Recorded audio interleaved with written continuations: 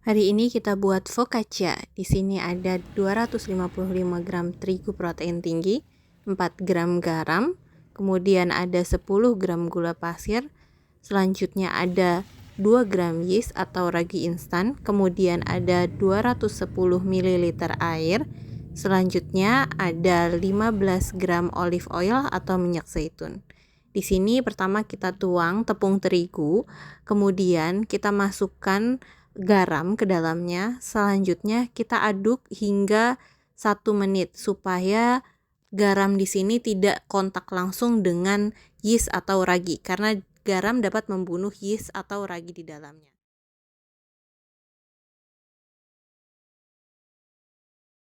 Setelah tercampur rata, barulah kita masukkan gula, kemudian juga ragi ke dalam tepung secara berdekatan. Lalu kita aduk gula, ragi, dan tepung secara bersama-sama supaya tercampur secara merata. Setelah adonan tepung, gula, dan yeast tercampur rata, barulah kita tuang air di sini sedikit demi sedikit. Kemudian kita aduk secara perlahan-lahan hingga adonan tepung dan air tercampur secara merata. Kemudian barulah kita tambah air jika dirasa kurang.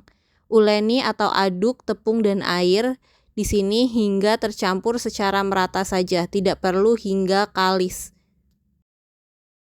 Jika tepung dan air di sini sudah merata, barulah kita masukkan olive oil atau minyak zaitun ke dalamnya.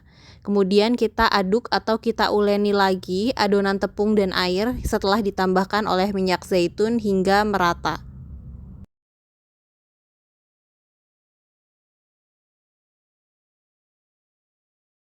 Setelah adonan rata, di sini barulah kita tutup dengan kain serbet, lalu kita diamkan atau kita resting selama 30 menit supaya glutennya terbentuk di sini.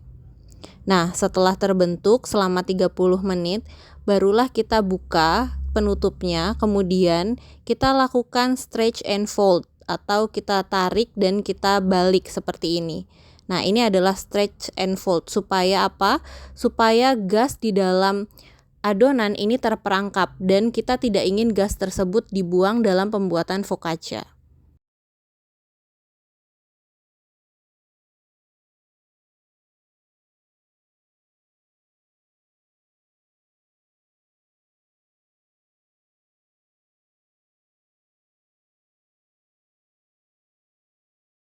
Setelah kita tarik dan kita lipat adonan, barulah kita tutup adonan dan kita diamkan atau kita resting lagi selama 30 menit.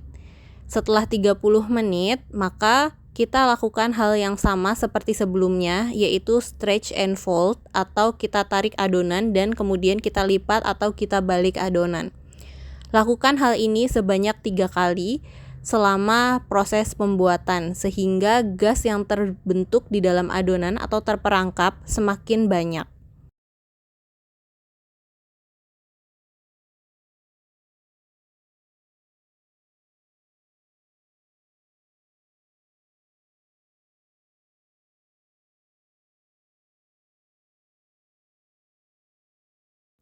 Jika sudah, kita tuang adonan ke dalam loyang. Di sini karena saya tidak menggunakan kertas baking, maka saya menggunakan silpet aja supaya lebih mudah. Lalu kita tuang adonan ke atas loyang yang sudah dialasi oleh silpet.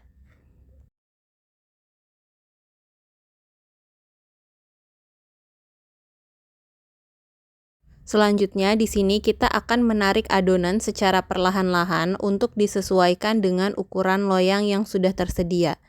Kita lakukan sangat perlahan-lahan supaya apa? Supaya gas yang terdapat di dalamnya tidak terbuang.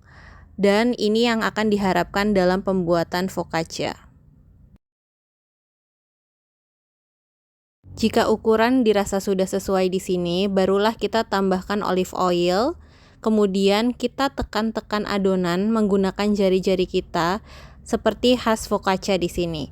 Tujuannya apa? Supaya gelembung yang terdapat di dalam adonan ini terbentuk secara sempurna.